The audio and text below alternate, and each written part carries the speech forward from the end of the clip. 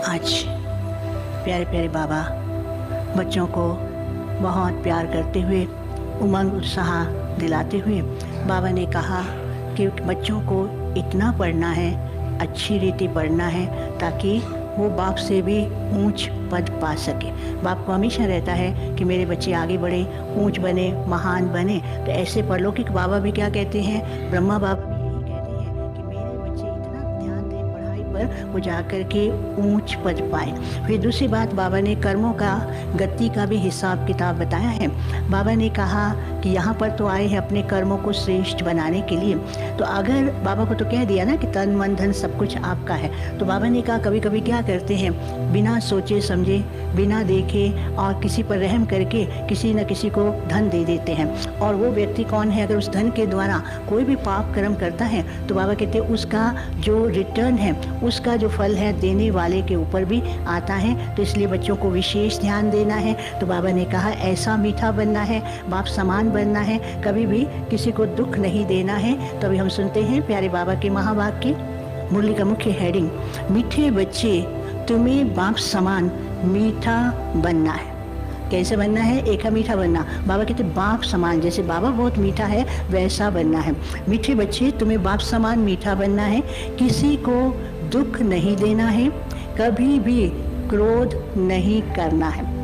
मीठे बच्चे तुम्हें बाप समान मीठा बनना है, किसी को दुख नहीं देना है, कभी भी क्रोध नहीं करना है। आज का प्रश्न है, कर्मों की गौहर गति को जानते हुए तुम बच्चे कौन सा पाप कर्म नहीं कर सकते। कर्मों की गौहर गति को जानते हुए तुम बच्चे कौन सा पाप कर्म नहीं कर सकते। इसका उत्तर है, आज दिन तक दान को पुण्य कर्म समझते थे। भक्ति में जो भी दान करते थे कहते पुण्य किया है। तो बाबा कहते आज दिन तक दान को पुण्य कर्म समझते थे, लेकिन अब समझते हो कि दान करने से भी कई बार पाप बनता है। क्योंकि अगर किसी ऐसे को पैसा दिया जो पैसे से पाप करे, उसका असर भी तुम्हारी अवस्था पर अवश्य पड़े। पैसे से पाप किया, गलत काम किया, कुछ ना कुछ ऐसा कर दिया, तो बाबा कहते हैं जो दुखी हुआ तो उसका असर आपकी अवस्था पर पड़ेगा। क्योंकि अगर किसी ऐसे को पैसा दिया जो पैसे से पाप कर्म किया, उसका असर तुम्हारी अवस्था पर भी पड़ेगा। इसलिए दान भी समझ कर करना है। आज का गीत है, इस पाप की दुनिया से कहीं दूर ले चल। ओम शांति। अभी तुम बच्चे सामने बैठे हुए हो, बाप कहते हैं जीव की आत्माएं सुनती हो। जब बाबा बात करते थे कभी कहते, बाबा कहते थे अब आत्मा तो अकेली नहीं सुन सकती है, तो बाबा कहते थे शिवा, हे जीव की आत्माएं सुनती हो। तो बाबा को क्या कहेंगे, हाँ बाबा हम सुन रहे हैं। बाप कहते हैं हे जीव की आत्माएं सुनती हो, आत्माओं से ही बात करते हैं। आत्माएं जानती हैं कि हमारा बेहद का बाप हमको ले चलते हैं जहाँ दुख का नाम नहीं। कहा ना गीत में, ऐसी जगह पर ले चलो पाप की दुनिया से दूर। तो बाबा कहते बाबा कहाँ ले जाते हैं, ऐसी दुनिया में जहाँ पर दुख का नाम नहीं। गीत में भी कहते हैं इस पाप की दुनिया से पावन दुनिया में ले चलो। पतित दुनिया किसको कहा जाता है ये दुनिया नहीं जानती। उनको यही भी पता नहीं कि पतित कौन है, पतित दुनिया किसको कहते हैं। बाबा कहते ये भी नहीं जानती। देखो आजकल मनुष्यों में काम क्रोध कितना तीखा है। क्रोध के वशीभूत होकर कहते हैं हम इसके देश को नाश कर दें। जब देश वाले आपस में लड़ते हैं क्या क्या करते रहते हैं, फिर अंदर ही अंदर क्रोध होता है तो दुश्मनी निकालने के लिए क्या क्या कर देते हैं, उल्ट पुल्ट काम कर देते हैं। तो बाबा कहते हैं क्रोध के वशीभूत होकर कहते हम इस देश को नाश कर देंगे। कहते भी हैं हे भगवान हमको घोर अंधेरे से घोर सोजरे में ले चलो, क्योंकि पुरानी दुनिया है। कलयुग को पुराना युग और सतयुग को नया युग कहा जाता है। बाप बिगर नया युग तो कोई बना न सके। हमारा मीठा बाबा हमको अब दुख धाम से सुख धाम में ले चलते हैं। बाबा आपके सिवाय हमको कोई भी स्वर्ग में कैसे ले जाएंगे। तो बच्चे भी बाबा से बात करते, बाबा आपके सिवाय तो और कोई भी हमको स्वर्ग में ले ही नहीं जाता है। बाबा आपके सिवाय हमको कोई भी स्वर्ग में ले नहीं जा सकते। बाबा कितना अच्छी रीति समझाते हैं, फिर भी किसकी बुद्धि में बैठता है और फिर किसकी बुद्धि में नहीं बैठता है। इस समय बाबा की श्रेष्ठ मत मिलती है, श्रेष्ठ मत से हम श्रेष्ठ बनते हैं। यहाँ श्रेष्ठ बनेंगे तो वहाँ श्रेष्ठ दुनिया में ऊंच पद पाएंगे। ये तो है ही भ्रष्टाचारी दुनिया। अपनी मत पर चलने को मन मत कहा जाता है। कभी कभी हो जाते हैं ना, अपने प्रभाव में रहते हैं तो सुनते ही नहीं है। तो बाबा कहते हैं अगर अपनी मत पर चलते रहेंगे, बाबा की मत नहीं सुनेंगे तो फिर क्या कहेंगे, मन मत पर चलते हैं, फिर पद भी कम हो जाएगा। अपनी मत पर चलने को मन मत कहा जाता है। बाप कहते हैं श्री मत पर चलो, तुमको फिर घड़ी घड़ी आश्री मत नरक में धकेल देते। बाबा श्रीमत देते हैं, ऊंच बनाते हैं, फिर बीच में माया आ जाती है, आश्री मत के कारण नरक में धकेल देती है। तुमको फिर घड़ी घड़ी आश्री मत नरक में धकेलती है। क्रोध करना ये क्या है? आश्री मत है। एक है क्रोध बाहर से करना, एक है अंदर से करना। एक है क्रोध के कारण अंदर ही अंदर जलते रहते, फिर कोई ना कोई रास्ता ढूंढते हैं, ऐसा रास्ता ढूंढेंगे उसके अगेंस्ट कुछ ना कुछ करते रहते। तो बाबा कहते हैं ये क्रोध करना भी आश्री मत है, क्रोध करना आश्री मत है। बाबा कहते हैं एक दो पर क्रोध नहीं करो, प्रेम से चलो, हर एक को अपने लिए राय लेनी है। बाप कहते हैं बच्चे पाप क्यों करते हो? जबकि बाबा आया है, पुण्य कर्म कराते हैं, फिर भी बाबा कहते बच्चे पाप क्यों करते हो? पुण्य से काम चलाओ, अपना खर्चा कम कर दो। तीर्थों पर धक्का खाना, सन्यासियों के पास धक्का खाना, ये सब कर्म कांड पर कितना खर्चा करते हैं। भक्ति में कितना खर्चा किया, सन्यासियों के पास गए, कहाँ कहाँ गए, इतने मंदिर बनाए, बहुत खर्चा किया ना। तो बाबा कहते कितना खर्चा करते हो? वह सब छुड़ा देते हैं। शादी में मनुष्य कितना शादनामा करते हैं, कर्जा लेकर शादी करते हैं। एक तो कर्जा उठाते, दूसरा पतित बनाते। अब देखो गरीब है, पैसा नहीं, अपनी इज्जत के कारण कहाँ कहाँ से पैसा लेता है, इकट्ठा करता है, फिर उसकी शादी कराई, वहाँ जाकर के दुखी हुई, फिर खुद दुखी क्योंकि कर्जा उतारते उतारते सारा जीवन निकल जाता है। तो बाबा कहते हैं कर्जा लेकर के भी शादी करते हैं। एक तो कर्जा उठाते, दूसरा पतित बनते। सो भी पतित बनने चाहते हैं तो जाकर बनो। बाबा कहते जाओ, जिसको बनना बनो, दुखी तो तुमको होना है, बाबा थोड़ी बने ऐसे करेंगे। तो बाबा कहते सो भी पतित बनना चाहते हैं तो जाकर बनो। श्रीमत पर चल पवित्र बनते हैं, उनको क्यों रोकना चाहिए? बाबा कहते जो श्रीमत पर चलते हैं, पवित्र बनना चाहते हैं, तो बाबा कहते उनको रोको नहीं, और जो पतित बनना चाहते हैं उनको जाने दो, तुम जाओ जो कुछ करना है। जो श्रीमत पर चल पवित्र बनना चाहते हो उनको क्यों रोकना चाहिए? मित्र संबंधी आदि झगड़ा करेंगे तो सहन तो करना ही पड़ेगा। कभी कभी आते थे, माँ बाप आते थे, कहते हम नहीं चाहते हैं कि बच्चे की शादी करें, लेकिन मित्र संबंधी लड़ते झगड़ते हैं। तो बाबा कहते तो सहन करना ही पड़ेगा, ऊंच जीवन बनाना है। तो मित्र संबंधी आदि झगड़ा करेंगे तो सहन तो करना ही पड़ेगा। मीरा ने भी तो सब कुछ सहन किया ना। बेहद का बाप आया है, राजयोग सिखलाए, भगवान भगवती पद प्राप्त कराते हैं। लक्ष्मी नारायण, नारायण भगवान कहा जाता है। कलयुग अंत में तो सब पतित हैं, फिर उनको किसने चेंज किया? किसने चेंज किया? किसने राज्य दिया? तो बाबा कहते ये भी नहीं जानते, फिर उनको किसने चेंज किया? अब तुम बच्चे जानते हो बाबा आकर कैसे स्वर्ग अथवा राम राज्य की स्थापना करते हैं। हम सूर्यवंशी अथवा चंद्रवंशी पद पाने के लिए यहाँ आए हैं। अब बाबा पूछते थे कभी कभी सूर्यवंशी कौन बनेगा, तो क्या करते थे? सब हाथ खड़ा करते थे। फिर बाबा पूछते थे चंद्रवंशी कौन बनेगा, फिर कोई थोड़ा ऐसा वैसा होता, पूरा ज्ञान नहीं होता तो हाथ खड़ा कर देता था। तो बाबा कहते जो सूर्यवंशी बनेगा वो चंद्रवंशी तो बनेगा ही, उसको बनने की जरूरत ही नहीं, बनना ही है क्योंकि ऊपर से नीचे आना है। तो बाबा कहते तुम बच्चे सूर्यवंशी अथवा चंद्रवंशी बनने आए हो। हम सूर्यवंशी अथवा चंद्रवंशी पद पाने के लिए यहाँ आए हैं। जो सूर्यवंशी सपूत बच्चे होंगे उनकी निशानी क्या है? जो सूर्यवंशी सपूत बच्चे होंगे वो अच्छी रीति पढ़ाई पढ़ेंगे। बाप सबको समझाते हैं पुरुषार्थ कर, तुम भी माँ बाप को फॉलो करो, ऐसा पुरुषार्थ करो जो इनके वारिस बनकर दिखाओ। अब बाबा कहते ऐसा पुरुषार्थ करो, बाबा के वारिस बनकर दिखाओ। जो ऐसा पुरुषार्थ करो जो इनके वारिस बनकर दिखाओ। मम्मा बाबा कहते हो तो भविष्य तख्त नशीन होकर दिखाओ। मम्मा बाबा कहते हैं तो बाबा कहते हैं उनके बच्चे हो तो वारिस बनो ना। मम्मा बाबा कहते हो तो भविष्य तख्त नशीन होकर दिखाओ। बाप तो कहते हैं इतना पढ़ो जो हमसे भी ऊंच जाओ। ऐसे बहुत बच्चे होते हैं जो बाप से ऊंचे चले जाते। लौकिक में भी होता है ना, कोई बच्चे ऐसे विचार होते हैं तो माँ बाप के कारोबार को भी आगे बढ़ाते हैं और बहुत ऊंचाई पर चले जाते हैं। तो बाबा कहते हैं बहुत ऐसे भी बच्चे होते हैं जो माँ बाप से ऊंच चले जाते हैं। बेहद का बाप कहते हैं हम तुमको विश्व का मालिक बनाता हूँ, मैं थोड़ी बनता हूँ, तुमको बनाता हूँ, मैं तो नहीं बनता हूँ, मैं थोड़ी बनता हूँ। कितना मीठा बाप है, उनकी श्रीमत भी मशहूर है। तुम श्रेष्ठ देवी देवता थे, फिर 84 जन्म लेते लेते अब पतित बन पड़े हो। ये हार और जीत का खेल है। कभी बाबा कहते हैं सुख दुख का खेल है, तो आज बाबा बता रहे हैं ये हार और जीत का खेल है। माया से हारे हार हैं, माया से जीते जीत है। मन अक्षर कहना रॉन्ग है, भक्ति में कहते ना, माया से हारे हार है, माया से जीते जीत है। मन के लिए कहते, तो बाबा कहते मन तो क्या है, वो तो संकल्प शक्ति है। मन अक्षर कहना रॉन्ग है, मन अमन थोड़ी हो सकता है।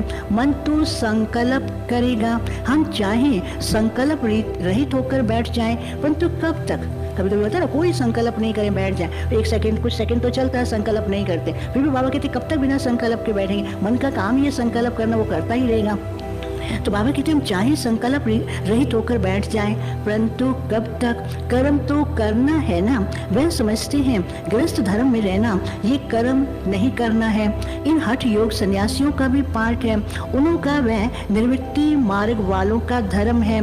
और कोई धर्म में घर बार छोड़ जंगल में नहीं जाते, सिर्फ केवल सन्यासी ही घर बार छोड़ करके जंगल में जाते। और धर्म वाले तो अपने ही परिवार में रहते हैं, उस धर्म की शिक्षाओं को मानते हैं। और कई धर्म में घर बार छोड़ जंगल में नहीं जाते हैं। अगर कोई ने छोड़ा तो भी सन्यासियों को देखकर बाबा कोई घर से वैराग्य नहीं दिलाते। बाबा ये नहीं कहते घर बार छोड़ करके आओ, आकर के यहाँ बैठ जाओ। कोई आकर के भी बैठ जाता था, बाबा हमेशा कहते थे बादल आए हैं भर करके जाओ और बरसो। बाबा यहाँ नहीं बैठने देते थे। साकार बाबा के टाइम था तो बाबा के टाइम अगर कोई बैठ भी जाता था, बाबा कहते थे देखो सर्विस नहीं कर सकता, यहाँ बैठ गया। तो बाबा यहाँ नहीं बैठने देते थे, बाबा उनको भेज देते, जाओ सेवा करो, सेवा करके आओ, फिर आके रिफ्रेश हो, फिर जाओ। तो बाबा कहते हैं बाबा कोई घर से वैराग्य नहीं दिलाते हैं। बाप कहते हैं भन घर में रहो परंतु पवित्र बनो, पुरानी दुनिया को भूलते जाओ, तुम्हारे लिए नई दुनिया बना रहा हूँ। शंकराचार्य सन्यासियों को ऐसे नहीं कहते कि तुम्हारे लिए नई दुनिया बना रहा हूँ। वो तो ज्ञान सुनाएंगे और सुनते रहेंगे, बहुत खुश होते रहेंगे, परंतु ऐसे तो नहीं कहते ना कि मैं आया हूँ तुमको पवित्र बनाने के लिए या तुम्हारे लिए नई दुनिया बना रहा हूँ। तो शंकराचार्य सन्यासी को ऐसे नहीं कहते कि तुम्हारे लिए नई दुनिया बनाते हैं। उनका है हद का संन्यास, जिससे अलग काल का सुख मिलता है। अपवित्र लोग जाकर माथा टेकते हैं, पवित्रता का देखो कितना मान है।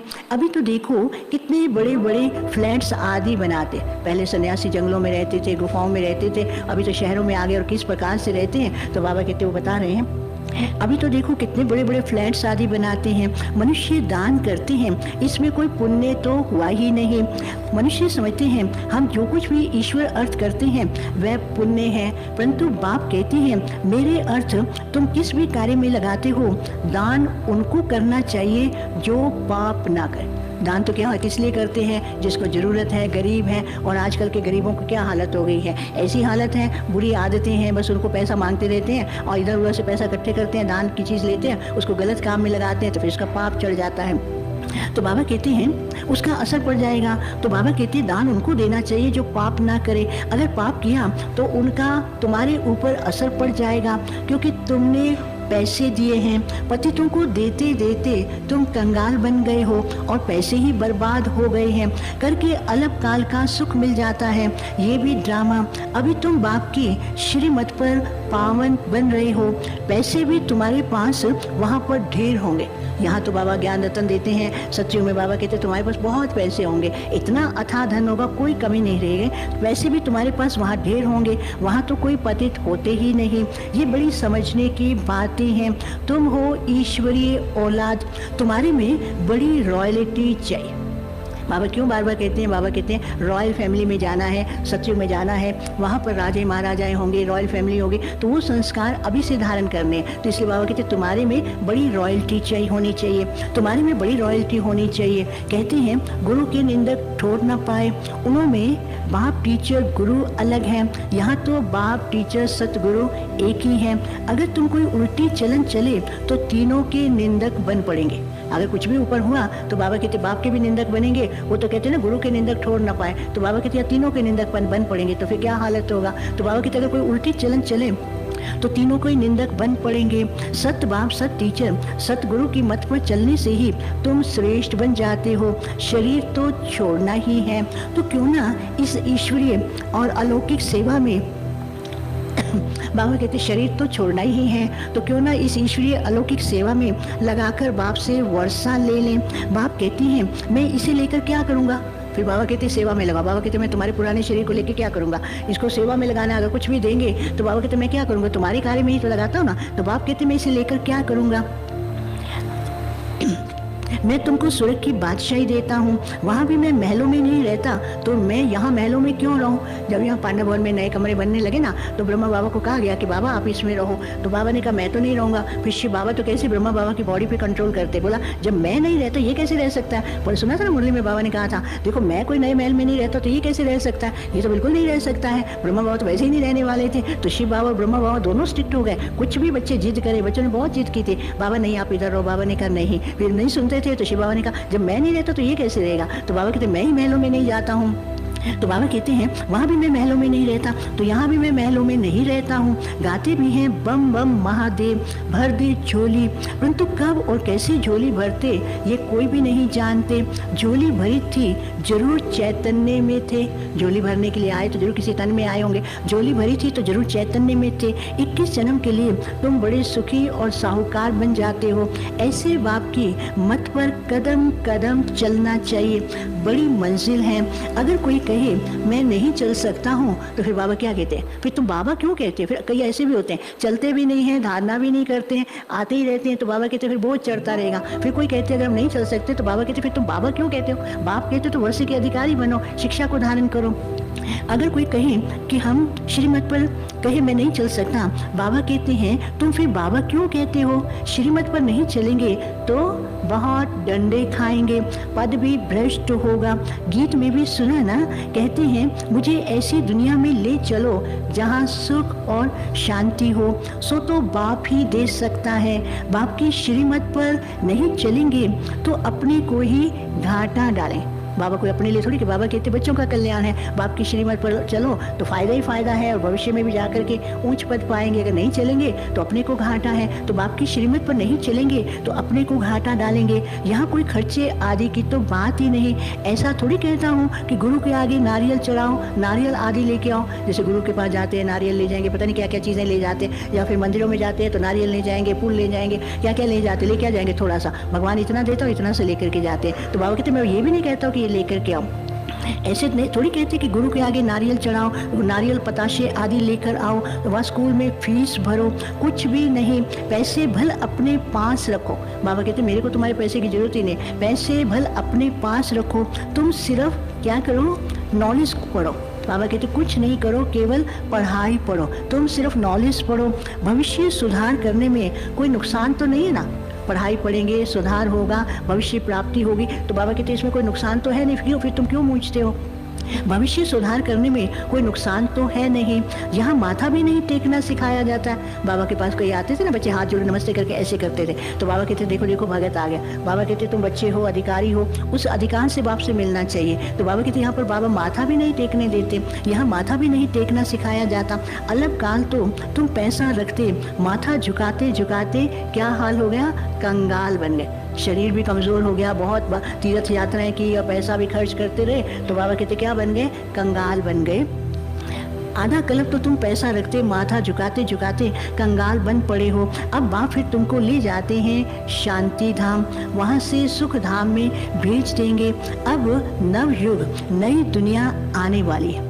तो बाबा हमेशा कहते थे औरों को बताओ कैसे नवयुग आने वाला है। तो बाबा के टाइम पर प्रातःकाल प्रभात फेरी निकालते थे, प्रभात फेरी निकालते थे, शहर के अंदर निकालते थे। लोग तो अपने घरों में सोए हुए कॉलोनी में निकालते थे, तो उस समय स्लोगन बोलते थे उठो उठो नवयुग आने वाला। तो उठ करके वो अपने बालकनी में आके खड़े हो जाते थे और देखते थे ये क्या हो रहा है। तो बाबा कहते ऐसे सबको बताओ, जागृत करो, नहीं तो लास्ट में वो लेना देंगे कि भगवान आया, नई दुनिया का ज्ञान दिया, आपने बताया नहीं। तो इसलिए बाबा कहते सबको बताओ कि नवयुग आने वाला है। तो बाबा कहते हैं अब बाप फिर तुमको ले जाते शांति धाम, वहाँ से सुख धाम में भेज देंगे। अब नवयुग, नई दुनिया आने वाली है।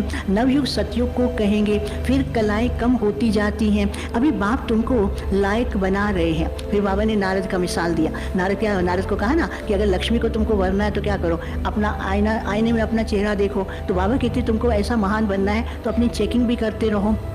नारद का मिसाल, अगर कोई भी भूत होगा तो तुम लक्ष्मी को वर नहीं सकेंगे। ये तो बच्चे तुम्हें अपना घर बार भी संभालना है और सर्विस भी करनी है। कई कई ऐसे बच्चे होते हैं दिमाग में बैठ जाता है, ना सेवा करनी है ना घर में रहना, छोड़ करके आ जाते हैं। तो बाबा कहते हैं ऐसा नहीं, यहाँ भी आकर के सेवा नहीं करेंगे, कुछ नहीं करेंगे तो क्या होगा। तो बाबा कहते घर बार रहना है, घर बार में रहना है, परिवार को संभालना और साथ साथ सेवा करनी है। ये तो बच्चे बच्चों को अपना घर बार भी संभालना है और सर्विस भी करनी है। पहले ये भागे इसलिए क्योंकि इन्हों पर बहुत मार पड़ी। जब यज्ञ की स्थापना हुई ना, तो आपको मालूम है, कहानी सुनी होगी, कैसे घरों से भाग करके बाबा के पास आ गए, फिर जा करके सारा एस्टेब्लिशमेंट हुआ। तो वो क्यों भागे उस समय? क्योंकि जब ज्ञान सुन रहे थे तो बहुत अच्छा लग रहा था। उनके पति तो बाहर विदेशों में रहते थे, और जब उनको मालूम पड़ा ये तो पवित्रता की बात है, तो वो फिर बंधन डालने लगे। बहुत बंधन डाले, कईयों को तो ऐसे ऐसे बंधन डाले, तो वो फिर भी देखो इतना निश्चय बुद्धि, इतना पक्के थे, कितने भी बंधन डाले, कितने तालों में उनको रखा, सबके सब ताले तोड़ करके, बंधन तोड़ करके बाबा के पास आए। यज्ञ की स्थापना होनी थी, उस समय ऐसा हुआ। अभी तो बाबा कहते नहीं करना, अभी तो आजकल कोई बंधन है नहीं। बंधन भी क्या होगा, थोड़ा बहुत होगा, तुमको वहाँ नहीं जाना, थोड़ा स्ट्रिक्ट बनेंगे। जो सहन इन्होंने बड़ों ने किया है वो आजकल तो कोई ऐसा है नहीं। तो बाबा कहते हैं पहले ही भागे इसलिए क्योंकि इन्हों को बहुत मार पड़ी, बहुत अत्याचार हुआ, क्योंकि उनको अंदर बंद कर देते थे, बाहर नहीं निकलने देते थे, तो उनको बंद ही रखते थे। अब वो बाबा की मुरली के बिना तड़फते थे, बाबा की याद के बिना तड़फते थे। रातों रात वो घर से बाहर निकल जाते थे, फिर उनको पकड़ के ले जाते, फिर आ जाते थे। आखिर तो इनकी विजय हुई ना। फिर बहुत अत्याचार हुए, मार की भी इन्हों को परवाह नहीं थी। कितना भी अत्याचार होते थे, इतने पक्के निश्चय बुद्धि, कोई भी बात की उनको परवाह नहीं थी। मार की भी इनको परवाह नहीं थी। भट्टी में कोई पक्के कोई कच्चे निकल पड़े। जब आए तो बाबा ने भट्टी बनाई, भट्टी में तो कई तो बिल्कुल पक्के हो गए, कोई दो चार ऐसे कच्चे भी निकल गए जो वापस चले गए। भट्टी में कोई पक्के कोई कच्चे निकल पड़े। सबसे बड़ी से बड़ी गाली खाते हैं, निकल गए। ड्रामा की भावी ऐसी हुई थी, बाबा कहते इसमें सोचना नहीं था, ड्रामा में पार्ट ही ऐसा था। ड्रामा की भावी ऐसी थी, जो हुआ सो हुआ, फिर भी होगा। ड्रामा ही ऐसा, जो हुआ वो सो हुआ, फिर ऐसा ही होगा। जो हुआ सो हुआ, फिर भी होगा। गालियां देंगे, सबसे बड़े से बड़ी गाली खाते हैं। कौन खाते हैं? कौन खाते? शिव बाबा खाते हैं, परम पिता परमात्मा, फिर ब्रह्मा बाबा को, फिर बाद में तो ब्रह्मा कुमारी को तो थोड़ी बहुत मिलती है, ज़्यादा नहीं मिलती। सबसे ज़्यादा गाली खाते हैं परम पिता परमात्मा शिव। कह देते परमात्मा सर्वव्यापी हैं, कुत्ते बिल्ली कच मच सब में। बाबा कहते एक तो कहा सर्वव्यापी, फिर भी संतुष्ट नहीं हुआ, फिर कुत्ते बिल्ली कचमच में कह दिया, फिर कह दिया टिक्कर बित्तर में। तो क्या से क्या करते रहते, कितनी बुद्धि भ्रष्ट हो गई है। कुत्ते बिल्ले सब कचमच में सब में है। बाप कहते हैं मैं तो परोपकारी हूँ, तुमको विश्व का मालिक बनाता हूँ। श्री कृष्ण स्वर्ग का प्रिंस है ना, उनके लिए फिर कहते सर्प ने डसा काला हो गया। अब वहाँ सर्प कहाँ कैसे डसेगा? कृष्णपुरी में भला कंस कहाँ से आया? ये सब है दंत कथाएं, भक्ति मार्ग की ये सामग्री है जिससे तुम नीचे उतरते आए हो। बाबा तो तुमको गुलगुल मीन्स फूल बनाते हैं। बाबा तो तुमको गुलगुल फूल बनाते हैं। कोई तो बहुत बड़े कांटे हैं। बाबा आते हैं फूल बनाने के लिए, फिर बाबा को भी पता है बच्चे कोई तो बहुत बड़े कांटे हैं, फूल बनाते फिर कांटे बन जाते हैं, क्योंकि संस्कार है ना लड़ने झगड़ने या क्रोध करने का। तो बाबा कहते कोई तो बड़े बड़े कांटे भी हैं। ओ गॉड फादर कहते हैं परंतु जानते कुछ भी नहीं। फादर तो है परंतु फादर से क्या वर्षा मिलेगा, कुछ भी मालूम नहीं है। बेहद का बाप कहते हैं मैं तो तुमको बेहद का वर्षा देने आया हूँ। तुम्हारा एक है लौकिक फादर, दूसरा है अलौकिक प्रजापिता ब्रह्मा, और तीसरा है परलौकिक शिव बाबा। तो तीन बाप हो गए ना, एक है लौकिक, दूसरा है अलौकिक और तीसरा है परलौकिक शिव बाबा। तुमको तीन फादर हुए।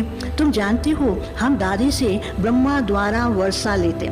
आपको बताया निर्मल शांता दादी को बहुत नशा रहता था। कहती आप सबके तो तीन तीन बाप हैं और मेरे तो 3 in 1, क्योंकि लौकिक भी वही है, अलौकिक भी वही है और परलौकिक भी उसमें बैठा है। तो दीदी हमेशा उस नशे से बोलती थी कि मैं कितना भाग्यशाली हूँ, मेरे को 3 in 1 है और आपको 3 अलग अलग है। लौकिक कभी मानता है कभी नहीं मानता। लौकिक कई प्रकार के बंधन डालते, तो हमारा लौकिक फादर भी ऐसा और अलौकिक फादर भी ऐसा, सदा आगे बढ़ाता, और परलौकिक फादर भी ऐसा। देखो ये भी पार्ट किस किस को मिलता है, हर एक का भाग्य है। तो निर्मल शांता दादी जब बैठती थी कहते मेरे तो 3 बाप एक में ही है, मेरे तो 3 in 1 है, उस नशे से बोलती थी। तो हमको किस बात का नशा होना चाहिए? हमारे को भी 3 बाप मिले हैं, हमको कितना बड़ा वर्षा मिलता है। तो बाबा कहते हैं तुम जानते हो हम दादी से ब्रह्मा द्वारा वर्षा लेते हैं, तो श्रीमत पर चलना पड़े तब ही श्रेष्ठ बनेंगे। सतयुग में तुम प्रारब्ध भोगते हो, वहाँ न प्रजापिता ब्रह्मा को न शिव को जानते। प्रजापिता ब्रह्मा वहाँ कैसे जानेंगे, वो तो है ही विश्व महाराजन, वहाँ शिव बाबा तो आते ही नहीं है। तो बाबा कहते ना प्रजापिता ब्रह्मा को न शिव को जानते, वहाँ तुम ना प्रजापिता ब्रह्मा न शिव को जानते हो, वहाँ सिर्फ लौकिक फादर को जानते हो। सतयुग में एक बाप है और भक्ति में कितने? सतयुग में 1 और भक्ति में 2 और संगम युग पर 3। संगम युग पर केवल ब्राह्मण जानते हमको 3 है, बाहर दुनिया वाले नहीं जानते, उनको क्या पता तीसरा फादर कौन है। तो बाबा कहते हैं सतयुग में 1 बाप है, भक्ति में है 2 बाप लौकिक और परलौकिक बाप। परलौकिक को तो जानते ही नहीं, पूजा करते रहते, पुकारते रहते हैं। भक्ति में है दो बाप, लौकिक और परलौकिक। इस संगम पर 3 बाप हैं। ये बातें और कोई समझ ना सके, ना ही समझा सके, तो निश्चय बैठना चाहिए। ऐसे नहीं अभी अभी निश्चय और अभी अभी संशय, तो क्या हल हो जाएगा। अभी निश्चय ये मेरा बाप है, खूब नशे में घूम रहे हैं, खूब पुरुषार्थ कर रहे हैं, फिर संशय आए तो सारा पुरुषार्थ ढीला। तो बाबा कहते ऐसा नहीं होना चाहिए, अभी निश्चय और अभी अभी संशय आ जाए। निश्चय में निश्चय, बाप तुम इस बाप ही है ना। तो बाबा कहते ऐसे नहीं कि अभी अभी निश्चय और अभी अभी संशय, अभी अभी जन्म लिया और अभी अभी मर जाना। फिर बाबा कहते अभी अभी निश्चय और अभी अभी संशय का अर्थ क्या, अभी जन्म लिया और अभी मर गए। जैसे कोई बच्चे होते हैं ना, जन्म लेते ही बस 5-7 मिनट के बाद, 1 घंटे के बाद शरीर छोड़ देते हैं। तो बाबा कहते अगर संशय हुआ तो क्या होगा, अभी जन्म लिया और अभी मर गए। तो ऐसे नहीं कि अभी अभी जन्म लिया और अभी अभी मर गए, मर गया तो वर्षा भी खत्म। ऐसे बाप को फारकती नहीं देना चाहिए। जितना निरंतर याद करेंगे, सर्विस करेंगे, उतना ऊंच पद पाएंगे। बाप ये भी बतलाते हैं मेरी मत पर चलो तो बच जाएंगे, सजाओं से बच जाएंगे अगर श्रीमत पर नहीं चलेंगे। तो इसलिए बाबा कहते हैं, बाप ये भी बतलाते हैं कि मेरी मत पर चलो तो बच जाएंगे, नहीं तो खूब सजा खानी पड़ेगी। ये बाबा पहले से स्पष्ट कर रहे हैं कि ऐसा नहीं लास्ट में बताया हमको क्या मालूम। तो बाबा कहते बाबा फिर उस समय रियलाइज कराएंगे कि अगर नहीं चले तो देखो अभी सजा खानी पड़ेगी, नहीं तो खूब सजा खानी पड़ेगी। सब साक्षात्कार कराएंगे, ये तुमने पाप किया है, श्रीमत पर नहीं चले, सूक्ष्म शरीर धारण कराए, सजा दी जाती। अब फिर क्या क्या किया है उसके लिए भी बाबा कहते हैं सूक्ष्म शरीर के द्वारा फिर बाबा वो सब धर्मराज के रूप, बाप के रूप में नहीं, धर्मराज बनकर के सजा दिलाएंगे। सूक्ष्म शरीर धारण कराए सजा दी जाती है। गर्भ जेल में भी तो साक्षात्कार होता है ना। गर्भ जेल में होता है तो बच्चा चिल्लाता है आगे से ऐसे नहीं करेंगे, नहीं करेंगे, बाहर आया तो फिर वैसे का वैसा बन जाता है। तो गर्भ जेल में भी तो साक्षात्कार कराते हैं। ये पाप कर्म किया है, अब खाओ सजा। जान वृद्धि को पाता जाएगा। जो इस धर्म के थे और धर्मों में घुस गए हैं वह सब निकल आएंगे, बाकी अपने अपने सेक्शन में चले जाएंगे। अलग अलग सेक्शन है बाबा के, तो जो इस धर्म के हैं वो तो आ जाएंगे इधर, बाकी जब वापस जाएंगे तो हर एक अपने अलग अलग धर्म वाले अपने अपने सेक्शन में जाकर बैठेंगे। तो बाबा कहते हैं अलग अलग सेक्शन है। झाड़ देखो कैसे बढ़ता है, छोटी छोटी टालियां निकलती जाएंगे। तुम जानते हो, क्या जानते हो, मीठा बाबा आया हुआ है हमको वापस ले जाने, इसलिए उनको लिबरेटर भी कहते हैं। दुख हरता सुख करता है, गाइड बन फिर सुख धाम में ले जाएंगे। कहते भी हैं 5000 वर्ष पहले तुमको सुख के संबंध में भेजा था। बाबा याद कराते हैं कि 5000 वर्ष पहले तुमको सतयुग में भेजा था, वहाँ सुख ही सुख था, कोई भी प्रकार का दुख नहीं था। तो बाबा बता रहे हैं, कहते भी हैं कि 5000 वर्ष पहले तुमको सुख के संबंध में भेजा था, तुमने 84 जन्म लिए, अब बाप से वर्षा ले लो। श्री कृष्ण के साथ तो सबकी प्रीत है, लक्ष्मी नारायण से इतनी नहीं, क्योंकि श्री कृष्ण छोटा बच्चा है, सजा सजाया होता है, प्यारा लगता है, तो उसको सब लाइक करते हैं। लक्ष्मी नारायण तो महाराजा महारानी बन जाते हैं, तो वो तो ऑफिशियल हो जाते हैं ना, तो ऑफिशियल से प्रीत भी होगी लेकिन थोड़ा डिस्टेंस रहता है, तो बच्चे से तो बहुत नजदीक आ जाते हैं ना। तो बाबा कहते हैं श्री कृष्ण के साथ सबकी प्रीत है, लक्ष्मी नारायण से इतनी नहीं जितनी कि श्री कृष्ण के साथ है। मनुष्यों को ये मालूम ही नहीं कि राधे कृष्ण ही लक्ष्मी नारायण बनते हैं। कोई भी इस बात को नहीं जानते, कितना भी समझाओ उनकी बुद्धि में बैठता ही नहीं है। ये तो केवल बाबा के बच्चे ही ब्राह्मण ही समझते हैं। तो बाबा कहते हैं उनकी बुद्धि में आता भी नहीं है और कोई भी इस बात को जानते ही नहीं। अब तुम जानते हो, क्या जानते हो, कि राधे कृष्ण अलग अलग राजधानी के थे। बालक इतना स्नेह था, इतना सब कुछ है, लेकिन वो दोनों अलग अलग राजधानी के, लेकिन वहाँ तो इतने साधन है कि जब चाहिए जाके मिलो, प्लेन में बैठो और जाके पहुँच जाओ, मिल के आओ और फिर वापस अपने स्थान चले जाओ। तो बाबा कहते दोनों अलग अलग राजधानी के थे। फिर स्वयंवर के बाद दोनों लक्ष्मी नारायण बनते हैं। ये तुम जानते हो कि राधे कृष्ण अलग अलग राजधानी के थे, फिर स्वयंवर के बाद लक्ष्मी नारायण बने। ये वह तो कृष्ण को द्वापुर में ले गए हैं। कृष्ण कोई पतित पावन हो ना सके, कृष्ण को कोई पतित पावन कह ना सके, वो तो छोटा बच्चा है। कृष्ण कोई पतित पावन हो ना सके, रेगुलर पढ़े बिगर ऊंच पद कोई पा ना सके। इतना ज्ञान सुनाने के बाद फिर बाबा कहते हैं ऊंच पद पाना है तो पढ़ाई भी रेगुलर पढ़नी है, रेगुलर पढ़े बिगर कोई ऊंच पद पा ना सके।